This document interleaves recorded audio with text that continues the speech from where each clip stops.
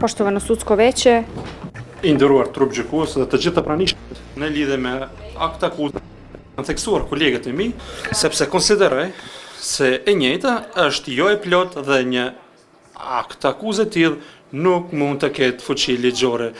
Pa marrë parasysh se ka kaluar, domethënë, kontrollin iniciale apo fillestare, kjo akt akuzë në asnjë rast nuk mund t'i përket, domethënë, të pandehuri Dušan Maksimović, të cilin unë e përfaqësoj. Qysh nga fillimi i kësaj procedure penale ka qenë e paqartë se çka konkretisht i vihet në barë Dušan Maksimovićin. A është në pyetje kryerja, ndihma, në çfarë forme, si dhe në çfarë mënyre. Unë sot do ta shfrytëzoj rastin që përfundimisht i sqarojmë disa gjëra. Spari me akt akuzën e Prokurisë Speciale të Republikës Kosovës me numër 75/23, Dušan Maksimovićit në barë i vihet se ka kryer veprën penale, kryerje drejt për drejt, ashtu siç mund ta shihni në ekran. Përveç emrave, të gjithë njerëzit e tjerë për të cilat prokuroria pretendon se kanë qenë në ndonjë formë të përfshirë në ngjarjen që ka ndodhur në Banjsk, ju mund të shihni edhe emrin e Dušan Maksimovićit.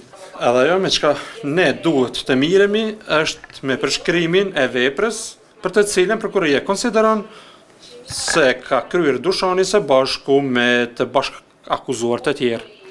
Këtu qëndron roli aktiv, këtu qëndron hyrja në territorin e Republikës së Kosovës nga drejtimi i Serbisë, qëndron udhëheqja dhe përdorimi i armatimeve të rënda. Dhe a është një provë vetme? A mundet një provë të vetme në drejtim të Dušanit të zbatohet nga të gjitha, mund të themi, milion prova, milion shkresa dokumentacione që na i ka prezantuar Prokuria Speciale. Unë do t'ju them, jo vetëm se nuk mund të zbatohet në raport me Dušanin, por se të gjitha provat tregojnë të kundërtën. Unë sot do t'ju prezantoj në tërësi 119 faqe të materialit, të cilat provojnë se Dušani nuk ka lidhje me veprat të cilat i vijnë në barë. Dušan Maksimović në ditën kritike nuk ka qenë në Banjsk, nuk ka marrë pjesë në ngjarjen e cila ka ndodhur, në kryengritjen e armatosur, në vepra terroriste, në çfarë do që ka lidhje me këtë akt akuzë.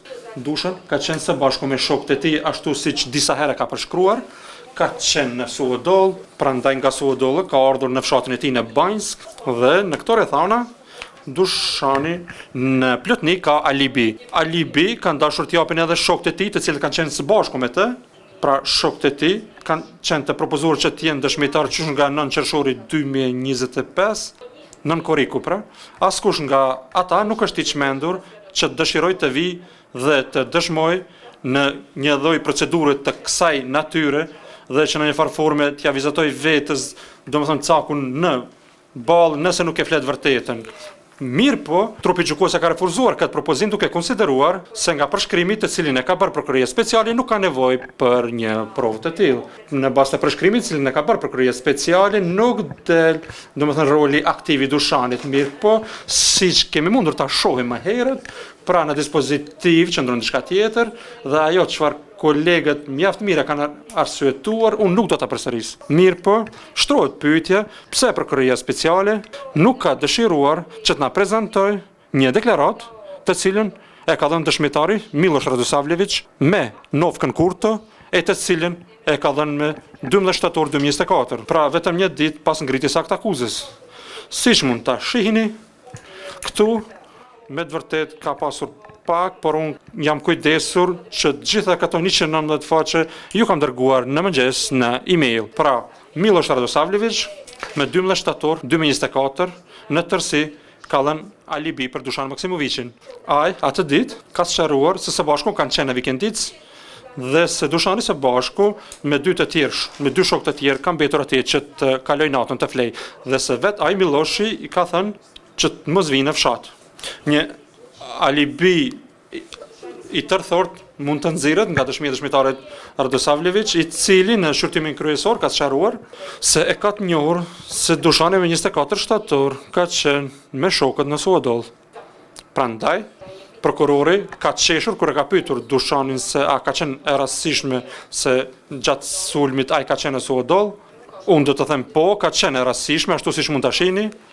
Unë nga të gjitha transkriptet, bisedat apo mesazhet të cilat i ka pasur dyshani, i kam nxjerr saktësisht datat e sakta kur, domethënë këta shokët janë marrur vesh, janë dakorduar dhe ajo nga 1 qershori 2022 deri me 20 shtator 2023, kur janë dakorduar, domethënë shoqëria e tyre për 23 shtator 2023.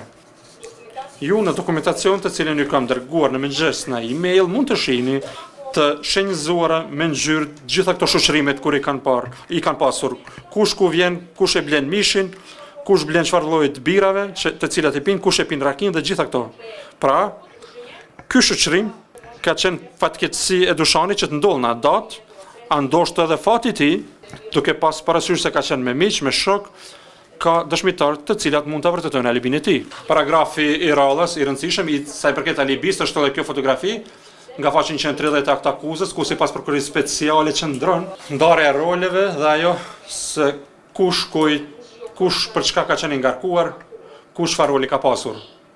Dhe nga ky dokumentacion, përkatësisht nga kjo fotografi, pa kontestueshëm mund të shihet se emri i Dušan Maksimovićit nuk qëndron aty. Nuk qëndron sepse nuk ka kurfar roli të tij. Dušan prandaj ka sqaruar se ku ka qenë atë ditë, ka sqaruar se ka ardhur në fshatin Banjs, ka sqaruar ku është parkuar, domethënë ka sqaruar se në cilën ndërtesë ka qenë, me kënd ka qenë, dhe kjo është ajo që ju të gjithë keni mundër ta shihni në fotografitë të cilat ajo ka sqaruar, ju ka vizatuar se cilën lëvizje të tij atë ditë.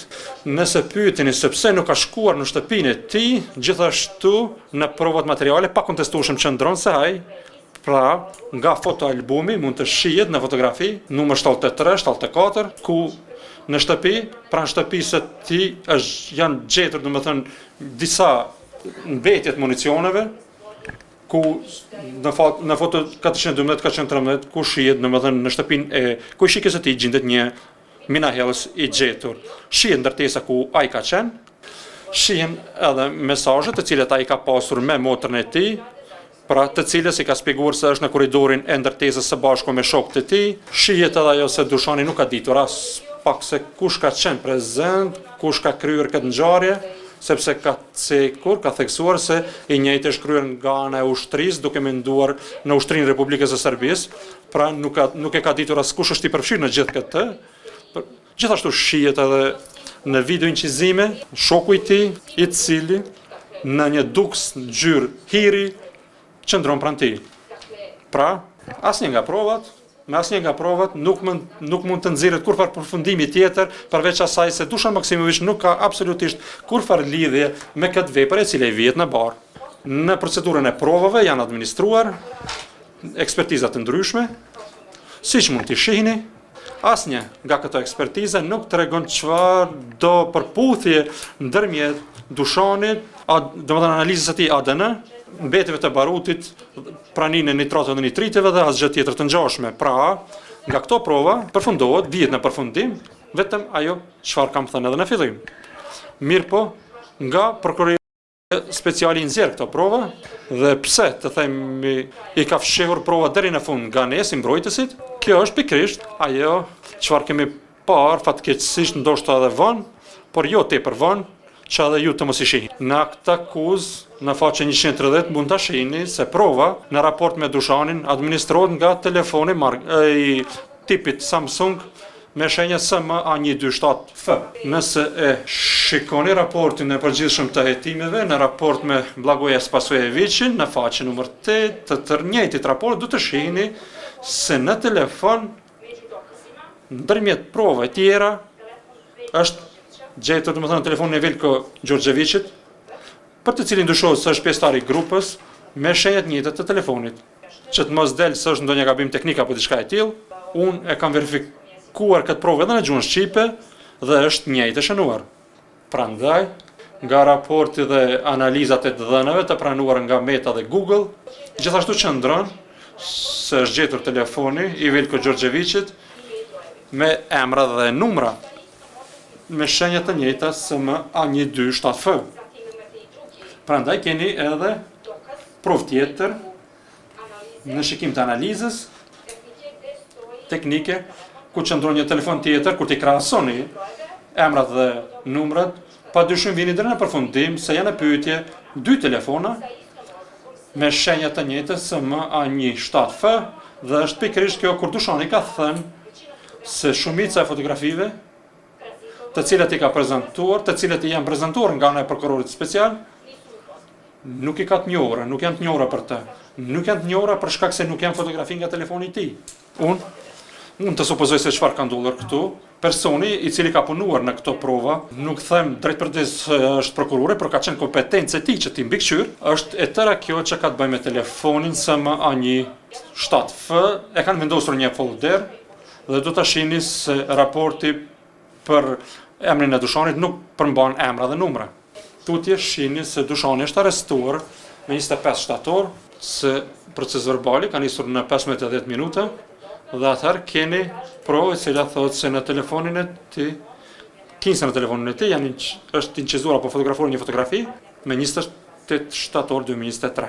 Si është e mundur kjo? Ose dikush e ka shfrytzuar telefonin e Dushanit, domethënë për te urdhit të gjykatës, apo ka qenë një telefon tjetër, fotografia nuk është më rëndësi, por është më rëndësi data dhe koha kur është fotografuar kjo fotografi.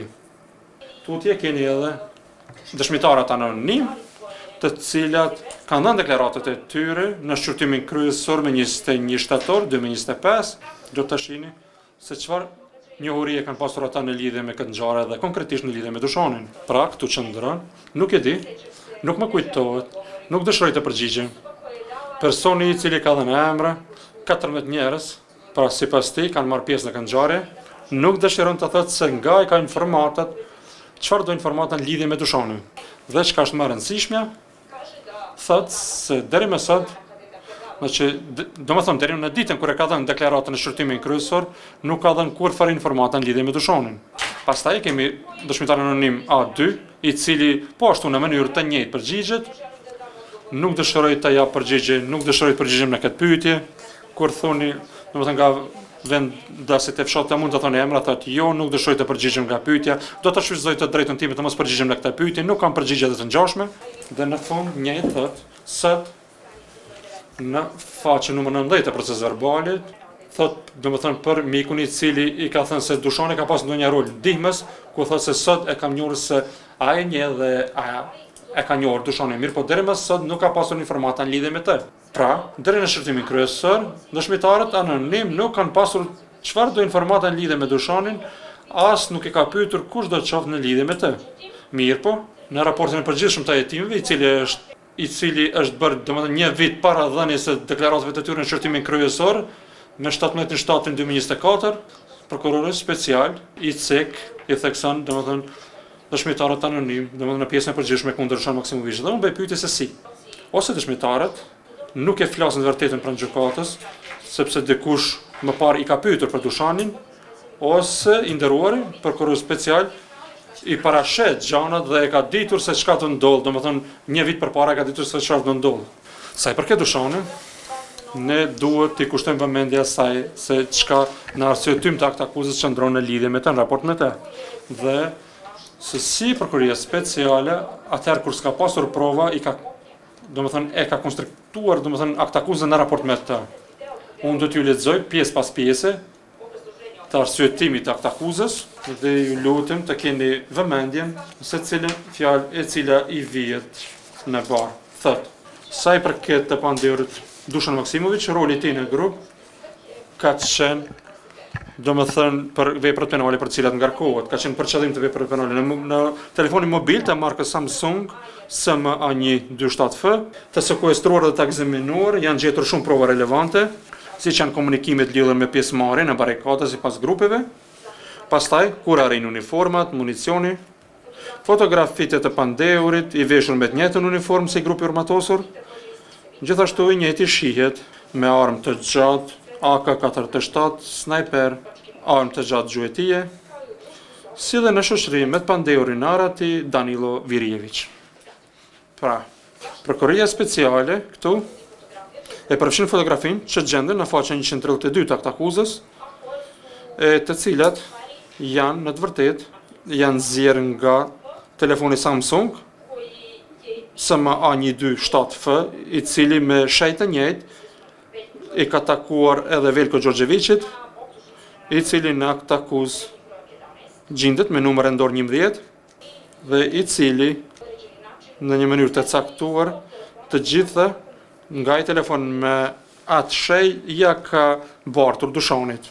Ky telefon, pasi që është hapur, pasi që është ngritur akt akuza në këtë çështje, i është përcjellur prokurorit Admir Shala, i cili në lidhje me këto rrethana e udhëheq procedurën që ka të bëjë me barikada në Mitrovic, në veri të Kosovës. Në atë kuptim, unë me 3 prill, prokurorit Admir Shala ja kam dërguar një parashtresë ku nga e kam kërkuar sqarime në lidhje me këtë se këto fotografi të cilët gjenden në këtë akt akuz a kanë të bëjnë me çështjen të cilën ai e udhëheq. Fatkeqësisht përgjigje nuk kam marrë dhe e kuptoj se jetimi është i fshehtë, mirë po unë parashtresën ja kam dërguar në mëngjes dhe mund ta shohim edhe tani këtu. Pra, këto janë fotografi të cilat janë dorëzuar prokurorit Admir Shala rreth sqarimit në lidhje me dushonin.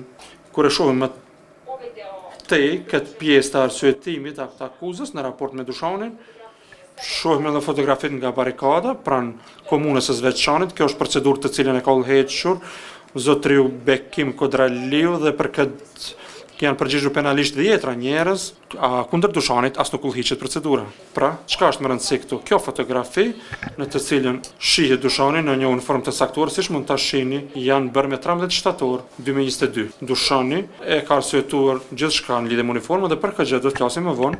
Pra, siç mund ta shihni, kjo është edhe fotografia e dushonit me kapel tradicionale serbe. Tjetra, çka është më rëndësi, thotë se fotografia e dushonit me snajper.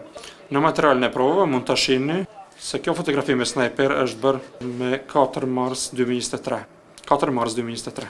Çka mund të shihni? Unë posaçërisht jam interesuar edhe tek inteligjenca artificiale në lidhje me këtë fotografi, ku më ja dhënë mundësi se për çfarë arme bëhet fjalë, çfarë lloji armës, dhe siç mund të shihni e kam gjetur, mund ta shihni se për çfarë arme bëhet fjalë, pra është pushka errore, do ta shihni edhe më vonë, e cila në Serbi mund të blihet për 39.900 dinar. Kur ka domethënë zbritje, aksion, pra bëhet fjalë për një pushka errore e cila ka vetëm nishan.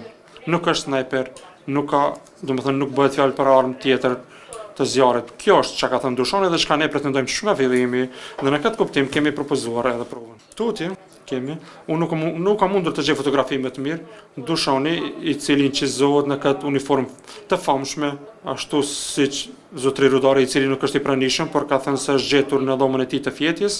Prokurori nuk ka kundërshtuar se bëhet fjalë për të njëjtën uniformë, por se është e njëjta, mund ta shihni sa është e ngjashme. Pra uniforma as pak nuk përngjan me uniformën e njerëzve të cilët kanë qenë pjesëmarrës në këtë ngjarje. Unë këto uniforma i kam kërkuar nga zotri prokuror disa herë, pra fotografitë e këtyre njerëzve rreth krahasimit, vetëm sa i përket krahasimit. Si pikë e parë mund të shihni ngjyra që nuk janë të njëjta, format e xhepave, e jelekave, pra këto janë të vetmet fotografitë e njerëzve të cilat unë kam mundur t'i gjej në provën, në materialin e provave sa i përket krahasimit. Absolutisht uniforma nuk është e njëjtë, edhe kur dushani në vetë fillim ka pretenduar dhe kur ka reaguar se kur Rudari ka thënë se uniforma është gjetur në dhomën e tij të fjetjes, unë e di se ai ka thënë të vërtetën. Edhe ja, me 19 dhe 20 janar ka pasur vërshime ashtu siç ka thënë dushani, dhe nga shtëpia e tij është shkatruar gjithçka. Ju mund ta shihni këtu edhe datën edhe kohën nga këto fotografi. Pra fotografia e dhomës së fjetjes së dushanit dhe fotografinë e 24 prillit, kur gjithçka nga shtëpia e dushanit është djegur. Sepse gjithçka është shkatruar dhe sepse dushani që nga fillimi ka thënë se ajo uniformë nuk ka mundësi të jetë e gjetur sepse nuk ekziston. Ka thënë se është e djegur së bashku me gjitha gjërat e tij. Siç mund të shihni, janë mbastisur edhe shtëpia e tij edhe banesa ku jeton në Zveçan. Dhe në bazë të këtyre raporteve shihet qartë se nuk është gjetur asgjë.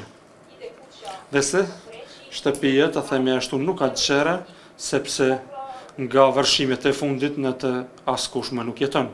Tutje, kur prokuroria speciale e ka arsyetuar akt akuzën, ka thënë se në telefonin e dushanit janë gjetur fotografitë e Milan Radojčićit. Dhe kjo është ajo që secilit i duhet, i nevojitet që kjo të jetë publike, të ndëgjohet në një lidhje me dushanin. e kanë vënë në lidhje me to liçin, ku kanë folur domethënë vazhdimisht për këtë fotografi. Siç mund ta shihni, kjo fotografi e famshme e Milan Radojčićit nuk është nga kafeteria, se nuk janë miq ata, por bëhet fjalë për një artikull të gazete nga televizioni N1, e cila është publikuar me 9 dhjetor 2022, e sipas shkresave të lëndës, kjo fotografi është fotografuar me Samsung SMA127F me 10 dhjetor të njëjtit vit, pra 2022.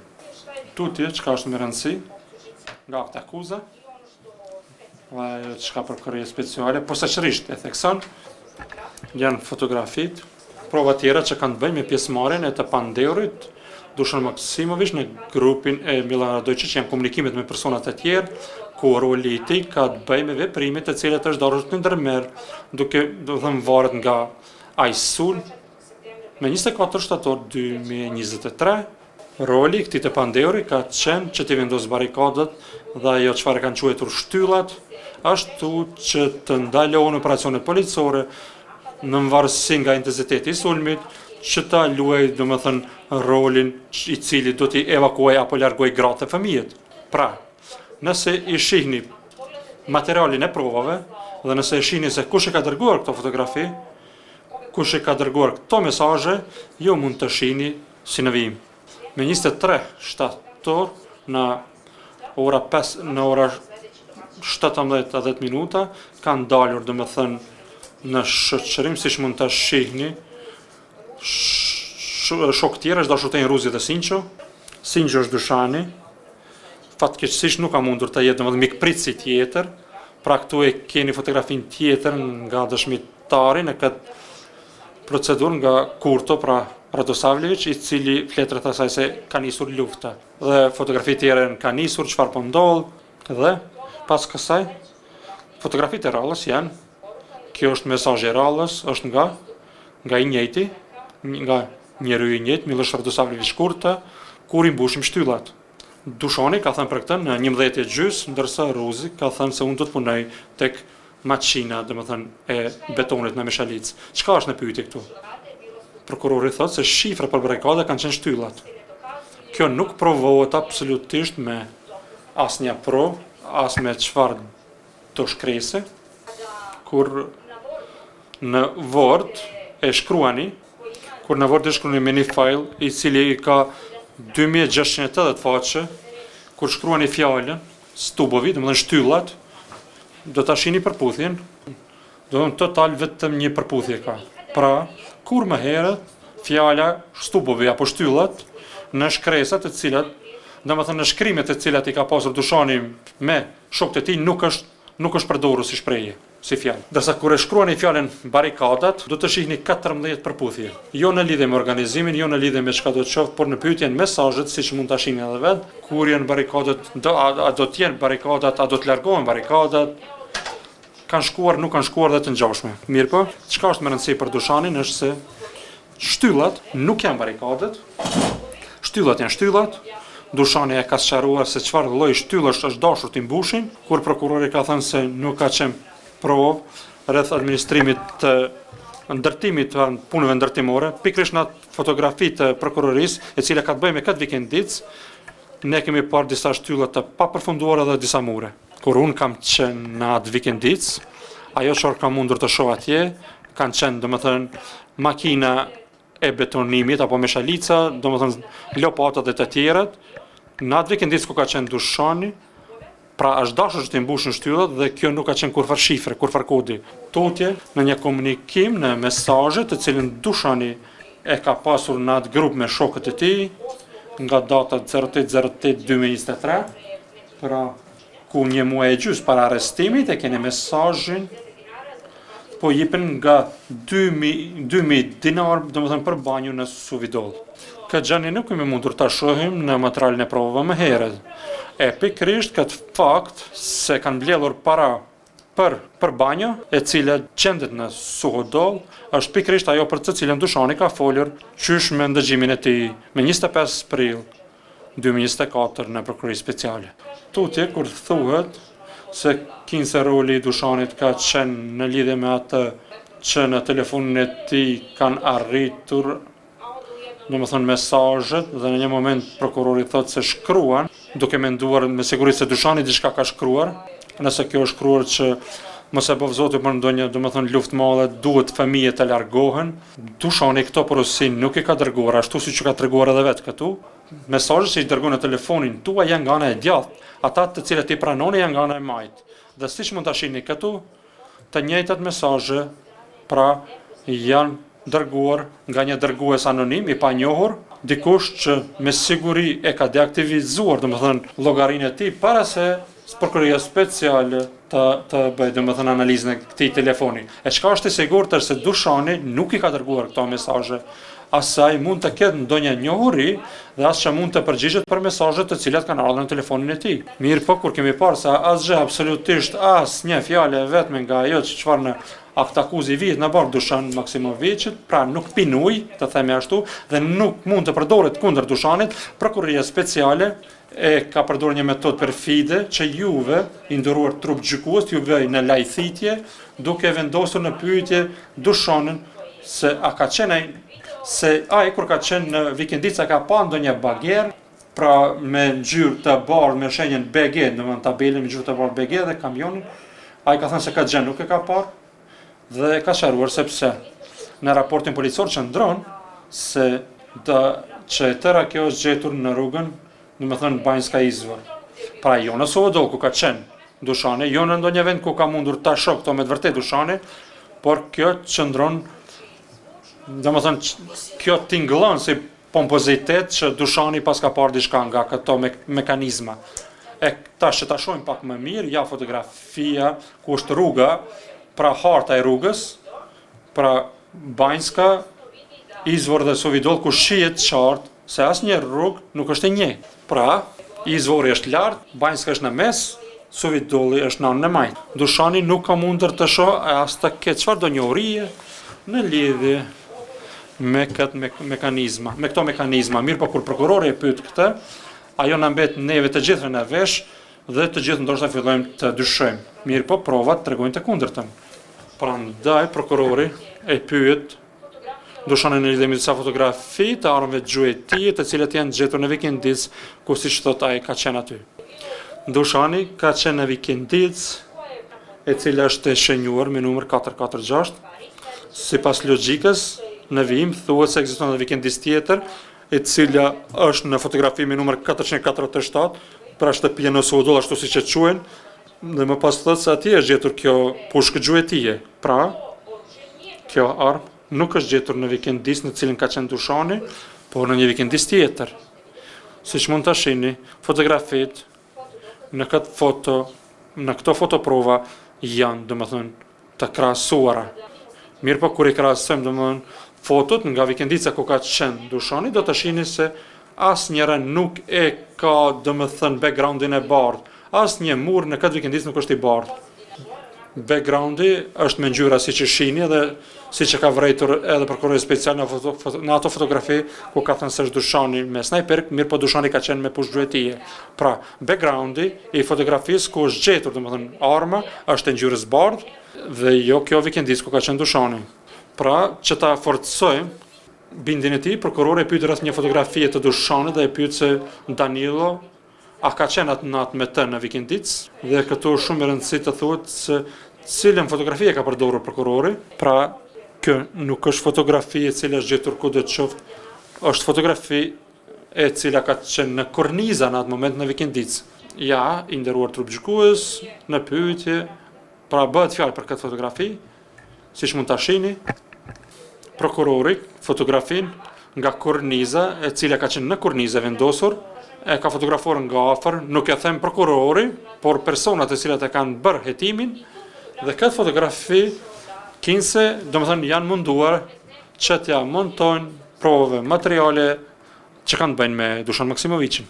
Pra, çka është me rëndësi tutje për tërë këtë procedurë është ky komunikim i Dushanit, të cilin e ka pasur atë ditë kritike, 24 shtator, ku Dushani ka pasur çfarëdo roli nuk do këtë domethënë shkrimit të mesazhe, por eventualisht diçka do të bënte, e ne e shohim se nuk ka bërë, e kem parë edhe çfarë mesazhe ka pranuar atë ditë. Mirë po, çka ka qenë me rëndësi për prokurorin speciale, unë siç mund ta shihni, gjitha këto fotografi, të gjithë komunikimin i cili ka të bëjë me Dushanin, e kam shenjuar me ngjyrë të verdhë apo të carit, ku shihni se asgjë nga fjalët e rëndësishme të cilat prokurori i ka theksuar se i ka shkruar Dushani në të vërtetë nuk i ka thënë.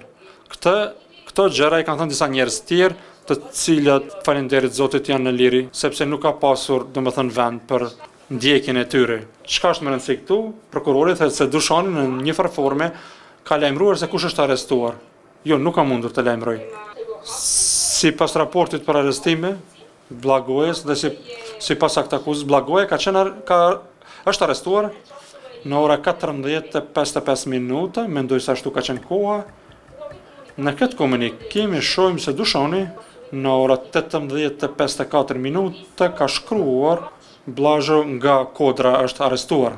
Kjo nuk ka qenë ndonjë informacion i drejt për drejt i tij. Kjo informat ka qenë publike në atë kohë, edhe qasshme për publikun. Kur e shihni këtë raport të policisë për kohën e arrestimit të Blagojes Pasojeviçit, dhe mund ta shihni edhe se mediat në ora 18:39 minuta kanë publikuar inqizimin ku shihet personi i arrestuar. Pra Dushani nuk ka thënë është arrestuar Blagoje nga njohuria e tij personale apo nga diçka e tillë, por e ka bartur atë çfarë ka parë në media. Asnjë informacion, asnjë fotografi nuk mund ti bartet domethënë Dushanit që të përshkruhet domethënë çfarë do vepër penale, sepse po të ishte kjo vepër penale ne të gjithë duhet të jemi të arrestuar. Edhe një mendoj se është e vetmi arsye për të cilën në atë moment Dushani ka qenë i privuar nga liria, është një video inqizim ku shihet shoku i tij, domethënë rreth ndërtesës ku dëgjohet krisma. Për këtë inqizim është thënë është se ai me këtë video inqizim ja ka vënë në dispozicion grupit organizuar dhe informatet në lidhje me atë se ku gjendet policia dhe i ka zbuluar domethënë pozicionet e policisë. Ja, unë tash do t'ju lusja që të gjithë ne të shikojmë këtë video inqizim dhe të shohim se a shihet në atë video inqizim policia apo çka do qoftë tjetër. Përndryshe ky video inqizim është bërë me 24 shtator 2023, është i dërguar pra i përcjellur në aplikacion WhatsApp. Dushani këtë video inqizim ja ka dërguar, domethënë, të dashurës së tij dhe e dashura e tij nuk ka qenë në listën e personave që gjenden në aktakuzë. Pra ky inqizim nuk i është dërguar askujt nga ky grup, por i është vënë në dispozicion të dashurës së tij. Nëse shihni ndonjë pjesëtar të policisë apo ndonjë zbulim apo vënie në disponim pra të grupit dhe nxjerrjen e pozicioneve të policisë në pa, ju do të mund të sjellni në një vendim i cili është në kundërshtim me gjykim lirues, por unë jam e sigurt se kjo nuk shihet, po ndëgjohen krisma të shtëna dhe diçka që të gjithë nga ne do të inqizonte nëse do të gjenden atë pozitë. Pra në këtë inqizim prokurori flet të kundërtën si në aktakuzë. Këtu thotë se Dushani ka qenë së bashku me shokët e tij në korridorin e ndërtesës, ashtu siç ka thënë edhe motrës, se ndëgjon krisma dhe se nuk ka as zbulim të pozicioneve të policisë as diçka të ngjashme.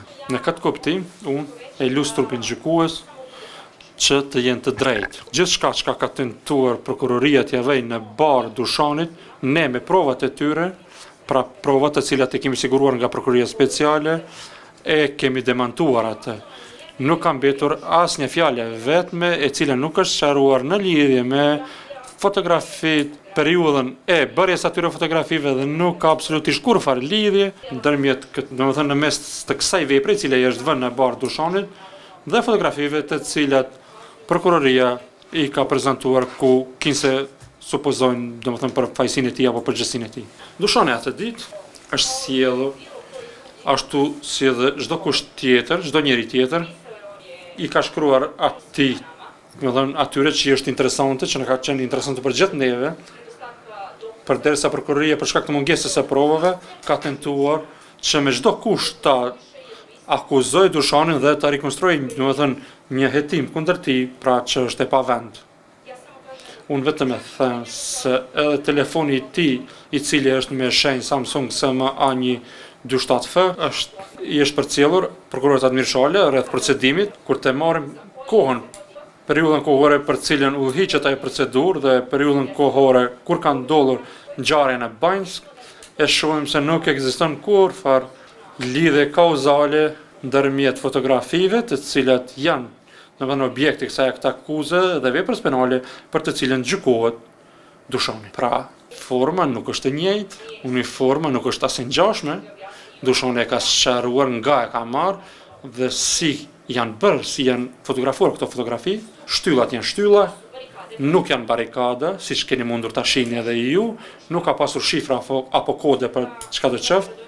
Fotografia e Milana Dojčićit nuk është fotografi nga kafeteria apo si një mik, por është fotografi të cilën telefoni e ka ruajtur automatikisht, për të cilin ka pasur një konstatim të mirë në lidhje edhe me deklaratën e Dushanit në mbrojtjen e tij, pra kemi parë se për çfarë fotografi bëhet fjalë. Gjitha këto që Dushani atë ditë ka shkruar apo folur, kanë qenë të vërtetë vetëm bartje informacioneve të cilat ai ka ndëgjuar nga media. Asgjë më tepër nga kjo. Ndërsa, siç kemi mundur ta shohim, videoinqizimi nuk shihet asnjë polic, as ky inqizim, domethënë i cili është ky videoinqizim nuk është dërguar kurfar grupe, por vetëm të dashurës së tij. Prandaj juve trup gjykues, ju lutem që vendimin ta merrni në përputhje me ligjin dhe me provat dhe në përputhje me atë se a ka ndonjë pretendim, domethënë sa i përket, domethënë çdo dyshimi të bazuar mirë, siç keni mundur të shohni, asnjë fakt dhe asnjë fjalë prokurorit special nuk është provuar dhe as nuk është mbështetur me prova. Dhe në këtë kuptim, gjykata si propozoi që të sjell aktgjykim lirues në raport me të akuzuarin Dushanin. Faleminderit. Dushan, ju e keni dhënë fjalë, po më në mbrojtjen e juaj, njëjtën kohë keni dëgjuar edhe fjalën e fundit të avokatës juaj. A ka diçka më shtu për te atyre që e keni thonë paraprakesh mbrojtjen e juaj dhe për te atyre që veç saj potencoj avokatja juaj?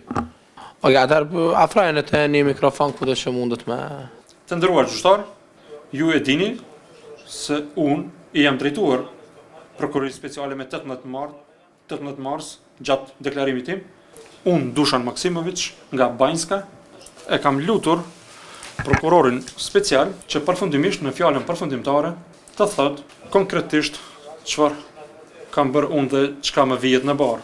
Në këtë çështje ne nuk kemi marrë përgjigje, me fat, për fat kemi pranuar përgjigje në lidhje me fotografit, për të cilat unë kam thënë se kur më parë nuk i kam parë ato fotografi.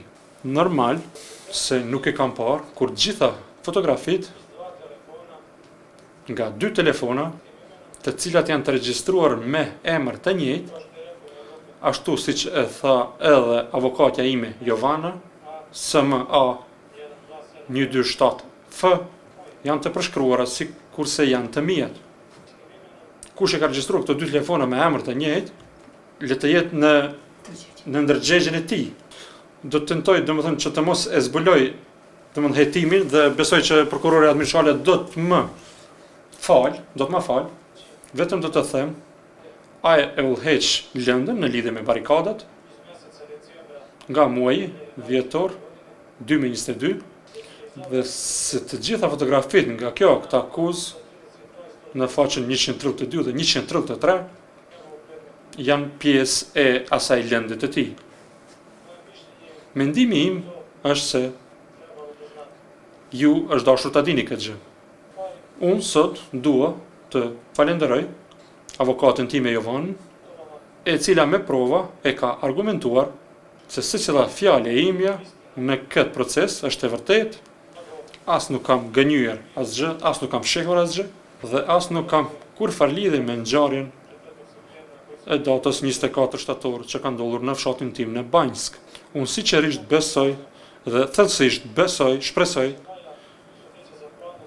se falënderimi im i rallës do t'i drejtohet pikërisht juve, trupi i nderuar gjykues, pas shpalljes së aktgjykimit. Kaq, faleminderit.